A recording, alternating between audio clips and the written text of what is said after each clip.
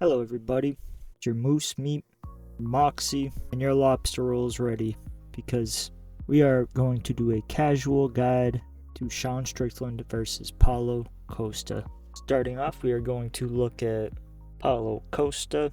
Paulo Costa is currently 33 years old, 6 foot even, fights at middleweight. He has 14 wins, 3 losses. 7 of those wins are by knockout. He has 1 submission win and 2 decision wins. His 3 losses have been 1 by knockout, 0 by submission, and 2 decisions. He had his debut back in 2017 against Gareth McLellan. He won that fight in the first round, 1 minute and 17 seconds in.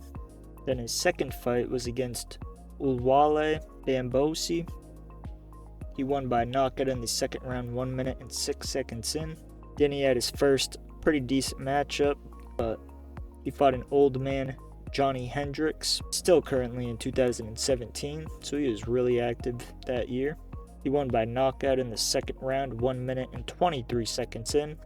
Then he had a giant step up in Uriah Hall in 2018. He knocked out Uriah Hall 2 minutes, 38 seconds into the second round.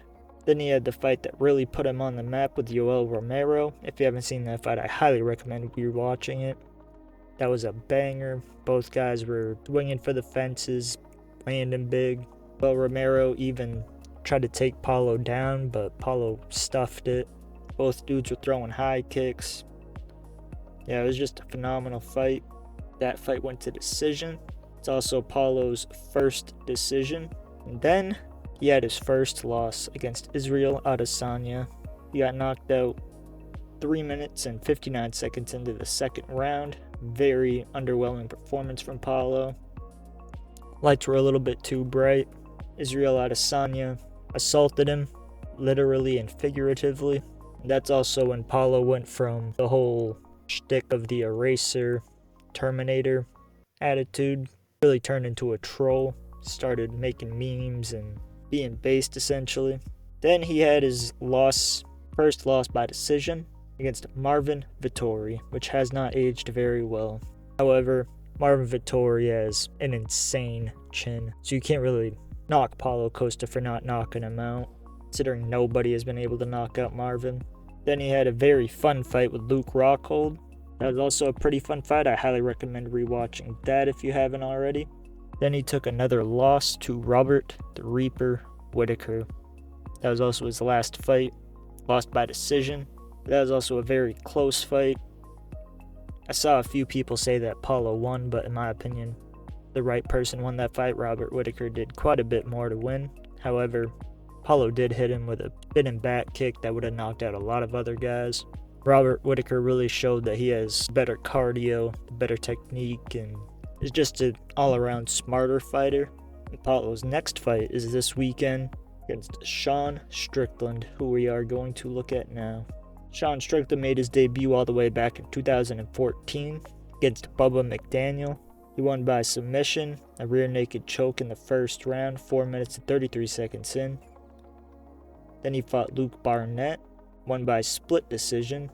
Then he took his first loss by decision to Santiago Ponzinibbio. That was also his first loss in his career.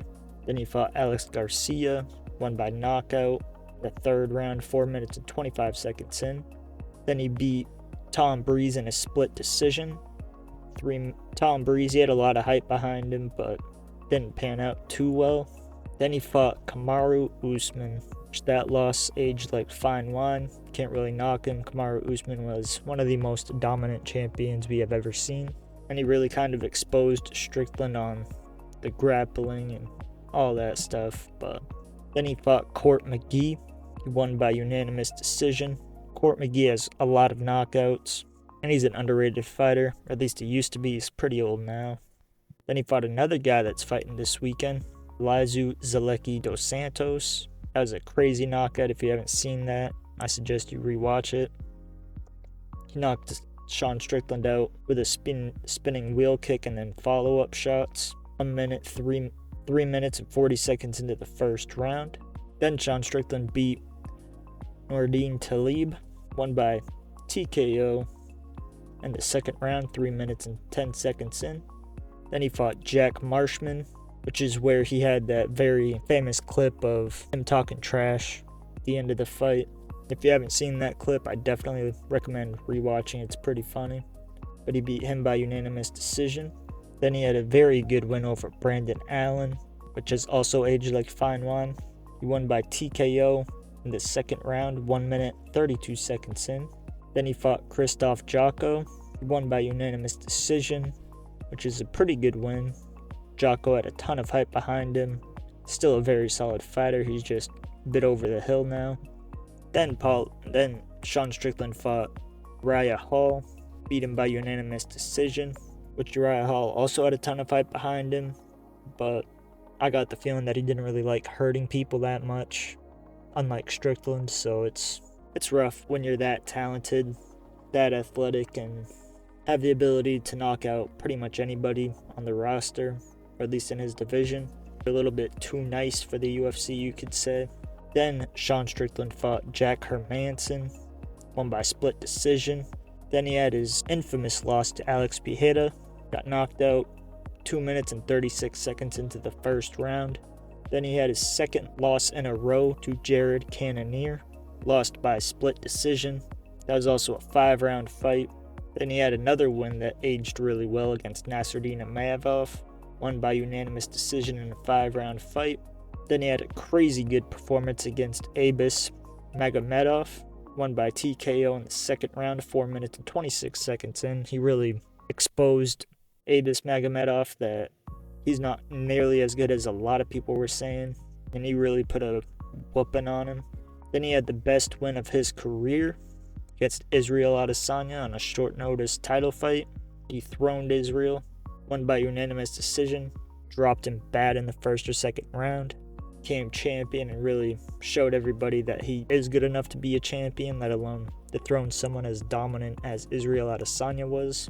Then he had his infamous fight with Dricus du Plessis. People are still saying that Dricus du Plessis lost. Some people are saying Sean Strickland lost. But that was a very fun fight, especially with two underdogs fighting each other.